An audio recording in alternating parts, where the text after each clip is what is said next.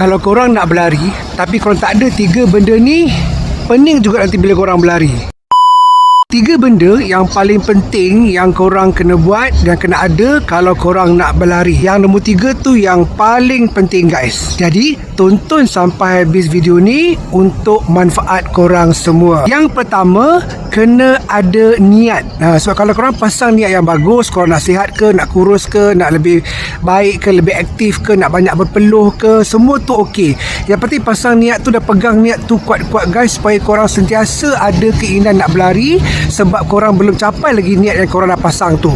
Itu yang pertama guys. Yang kedua, kena ada semangat. Semangat ni boleh datang daripada diri sendiri, daripada kawan-kawan pun boleh, daripada sesiapa pun boleh, daripada community runner contohnya, running club, kawan-kawan yang selalu jumpa dekat event. So semangat juga perlu ada, supaya kita tak jatuh kata orang down bila kita contoh PB tak dapat ke, DNF ke, do not finish dalam event ke.